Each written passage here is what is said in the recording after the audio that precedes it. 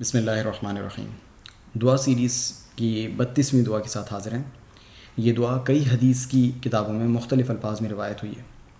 اللهم ارنا الحق حقا وارزقنا اتباعه وارنا الباطل باطلا وارزقنا اجتنابه، یعنی کہ اے اللہ ہمیں حق کو سمجھنے والا بنائیں اور اس پر عمل پیرا ہونے والا بنائیں، اور باطل کی بھی پہچان کرنے والا بنائیں اور اس سے بچنے والا بنائیں۔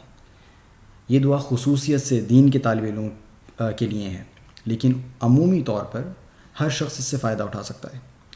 طلبہ کے لیے اس لیے کہ وہ ہمیشہ علم کے ساتھ اپنا رویہ ٹھیک رکھیں، صحیح بات کو صحیح کہنا، چاہے سارے لوگ یہاں تک کہ ان کے اساتذہ بھی اس کے خلاف بات کریں تو وہ وہی کہیں جو ان کو لگے کہ حق ہے، اور غلط کو غلط کہیں چاہے ساری دنیا دوسری طرف کھڑی ہو۔